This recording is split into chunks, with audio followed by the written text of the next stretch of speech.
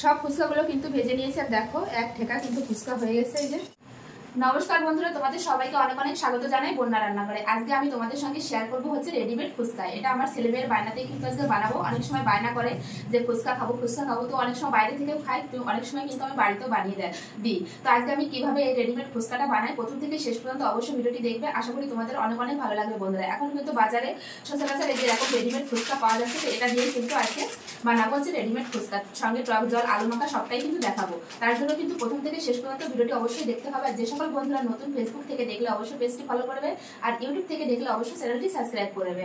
তো চলো শুরু করি কিভাবে আমি এই রেডিমেড ফুচকাটা তৈরি করি।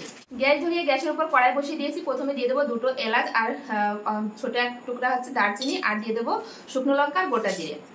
এটা একটু শুকনো খোলায় কিন্তু একটু ভেজে নেব। মশলাগুলো কিন্তু খুব সুন্দর করে ভেজে নিয়েছি। এখন আমি ঢেলে নেব। ঢেলে একটু ঠান্ডা হলে গুঁড়ো করে নেব। কড়াই তো গরম আছে। এখন ফুচকাগুলো ভাজার জন্য দিয়ে দেবো হচ্ছে সাদা তেল। তো দেখো এই প্যাকেটটা কেটেছি। এই প্যাকেটে কিন্তু এই যে টক জলের কিন্তু মশলাটাও থাকে। তোমরা যদি এটা দিতে চাও তাহলে দিতে পারো, আবার বাড়িতে বানিয়ে নিলে কিন্তু বাড়িতে বানিয়ে নিতে পারো। তো আমি এটাও দেবো, আবার বাড়িতে বানিয়ে নেবো, দুটো মিক্স করে দেবো। এটা কিন্তু খেতে খুবই ভালো লাগে। আর দেখো ফুচকাগুলো, রেডিমেড ফুচকাগুলো কত সুন্দর। দেখো তেল কিন্তু খুব ভালোভাবে গরম হয়ে গেছে। এখন আমি ফুচকাগুলো ভেজে নেব, দিয়ে এভাবে নাড়বো। তো দেখো কত সুন্দরভাবে ফুলে উঠছে। এই যে তো দেখো এই যে ভেজে নিয়েছি, তুলে নেব।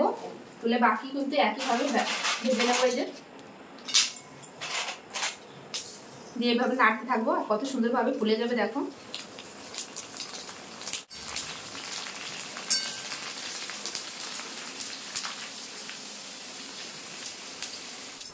দেখো এই ফুচকাগুলো কিন্তু ভেজে নিয়েছি। এই যে তুলে নেব, কত সুন্দর হচ্ছে। দেখো একইভাবে কিন্তু বাকি ফুচকাগুলো আমি ভেজে নেব।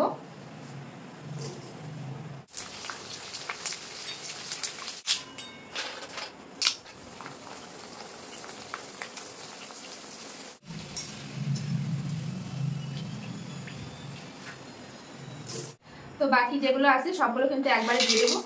এগুলো ভাজলেই কিন্তু সব ফুচকাগুলো ভাজা হয়ে যায়। সব ফুচকাগুলো কিন্তু ভেজে নিয়েছি। আর দেখো এক ঠেকা কিন্তু ফুচকা হয়ে গেছে। এই যে তো এখন আলু মাখা করব আর টক জলটা বানাবো। এবার প্রথমে কিন্তু আলুটা মেখে নেবো। তার জন্য কিন্তু 3টে আলু আমি এই যে খোসা সেদ্ধ করে রেখেছিলাম, খোসাটা ছাড়িয়ে নিয়েছি। এখন একটা এই যে বড় বাটির ভিতর নিয়ে নেবো। প্রথমে আলুগুলো কিন্তু মেখে নেব। আলুটা কিন্তু খুব সুন্দর করে ম্যাশ করে নিয়েছি। এবার এক এক করে মশলা দিয়ে দেবো হচ্ছে পেঁয়াজ কুচি, কাঁচা লঙ্কা কুচি, ঝালটা তোমাদের পরিমাণ অনুযায়ী দেবে, যে যেমন ঝাল খাবে। হাফ চামচ হচ্ছে চাট মশলা, দিয়ে দেবো একটু ধনে গুঁড়ো।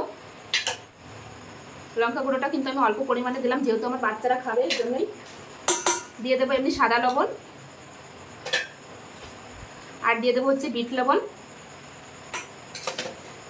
যে মশলাটা আমি ভেজে রেখেছিলাম সেই মশলাটা কিন্তু আমি গুঁড়ো করে নিয়েছি, এখন একটু আধ ভাঙা করে নিয়েছি। তো এখন এখান থেকে কিন্তু 1 চামচ আমি দিয়ে দেবো। এবার দিয়ে দেবো হচ্ছে ধনেপাতা কুচি, শসা কুচি, আর দিয়ে দেবো এর ভিতর হচ্ছে ছোলা আর মটর আমি সেদ্ধ করে রেখেছিলাম ভিজিয়ে, সেটাই দিয়ে দেবো এখানে। যে পরিমাণে লাগবে ঠিক সেই পরিমাণে আমি দিয়ে দেবো। আর দিয়ে দেবো যে তেঁতুল জল বানানোর জন্য যে তেঁতুলের কাঠটা আমি বের করে রেখেছি, সেখান থেকে কিন্তু 1 চামচ আমি এই তেঁতুল জল গুলাটা দিয়ে দেবো এর ভিতরে। দিয়ে এবার সব উপকরণগুলো কিন্তু মিশিয়ে নেব। এভাবে আলুটা মেখে ফুচকাটা খেতে কিন্তু খুবই ভালো লাগে। আলুটা কিন্তু মেখে নিয়েছি। এবার উপর দিয়ে দেবো হচ্ছে ঝুরি ভাজা।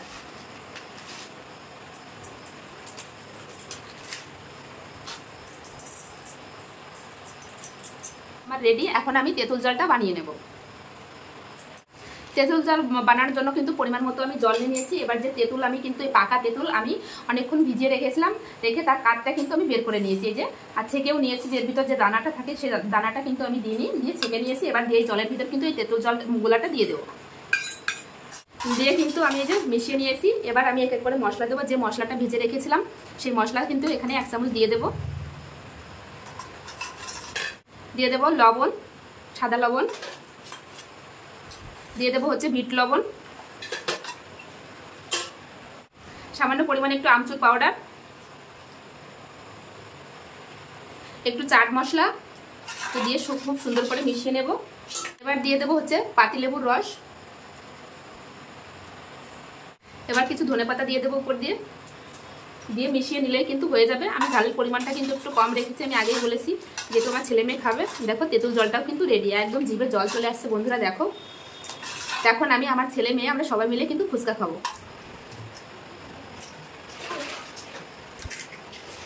তো দেখো যাদের জন্য ফুচকা বানিয়েছে তারা কিন্তু চলে এসছে, যে আমার ছেলে মেয়ে। তো এখন আমি দিয়ে দেবো, আমার কাছে তো সেই পাতা নেই, তো তার জন্য কিন্তু এই ছোট ছোট বাটিগুলো দিয়ে দেবো ওদের কাছে, এতে করে খাবে না। আর দেখো এই যে ফুচকা আলু মাখা টক জল, দেখেই তো জিভে জল চলে আসছে বন্ধুরা। দেখো তোমরাও চাইলে কিন্তু বাড়িতে এভাবে বানিয়ে খেতে পারো, খুবই ভালো লাগে। তো এখন আমি দেবো এদেরকে, এই যে দিয়ে দেবো এখান থেকে আলু মাখা, আর দিয়ে দেবো এই যে টক জল।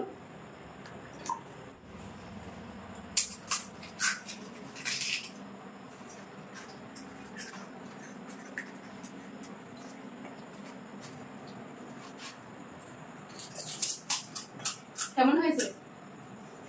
খাবে না কথা বলবে? দেখো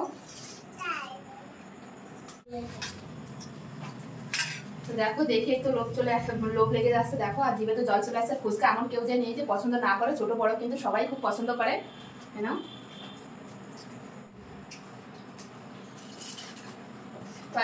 আজকে দেখো আমি কিন্তু ফুচকা দোকানি হয়ে গেছি, এই যে আমি দিচ্ছি আর আমার ছেলে মেয়ে খাচ্ছে। দেখো তাই না?